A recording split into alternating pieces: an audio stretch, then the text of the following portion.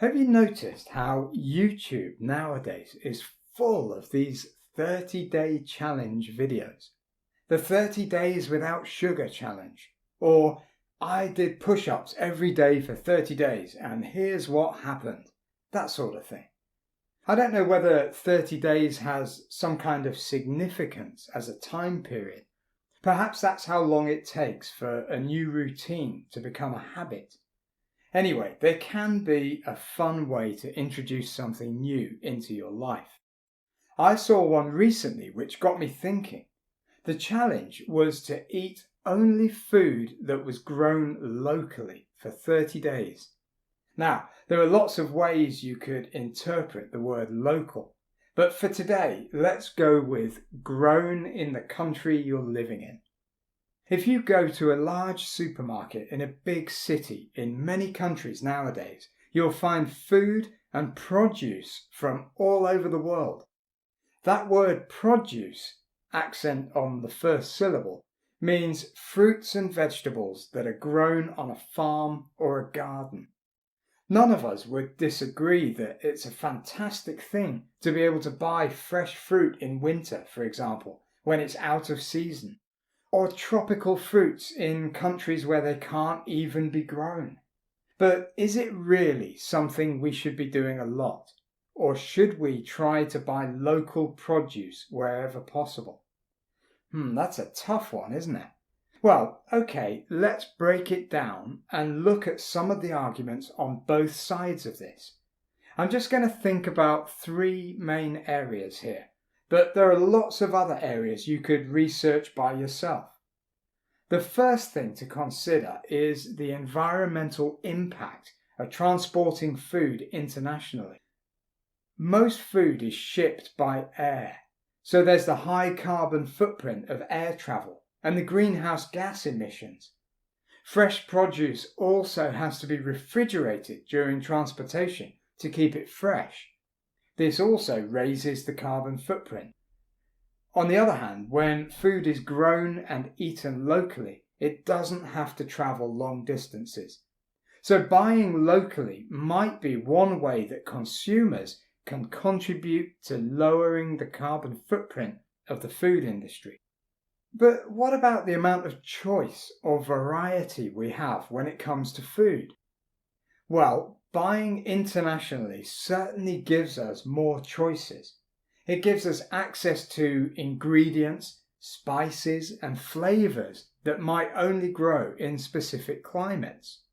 The ability to access a wide variety of food year-round not only gives us the chance of a more interesting and balanced diet, but it's also just delicious.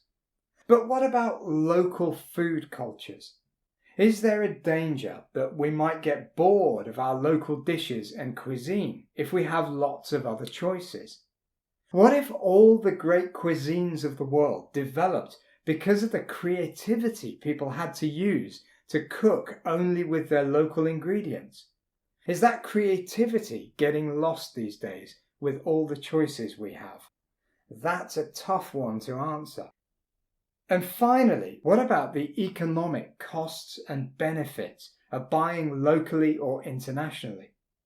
Well, it's certainly true that when we buy locally, we're supporting local farmers and businesses. This can have a positive effect on the local economy, as money spent on local produce is more likely to stay within the community. But one of the benefits of international trade has to be scale or size. The bigger the potential market, the more things can be scaled up. This can make things more efficient and reduce production costs. The global food trade allows countries to specialize in producing foods that they can grow most efficiently, leading to lower costs and more effective use of resources. That ought to be a good thing, right? International food trade can contribute to economic development in producing countries, particularly in the global south. By exporting food to other nations, these countries can generate income, create jobs, and improve their infrastructure. The more I think about it, the more complex this question becomes. Perhaps the best approach, as is so often true in life, might be a balanced approach. Perhaps as consumers, we should aim to buy locally where possible, especially for foods that are currently in season. But we should also recognize the benefits of international trade and not dismiss it entirely. Perhaps by making informed choices, we can enjoy the best of both worlds while minimizing our environmental impact and supporting sustainable food systems. Where do you stand on this question? Do you buy locally grown produce or food from around the world? Write and tell me your own preferences and any ideas you have on the subject. It's something to think about, particularly as we approach World Food Day on October the 16th this year. Okay, that's enough from me this week. I'm going back into YouTube now to find my next 30-day challenge.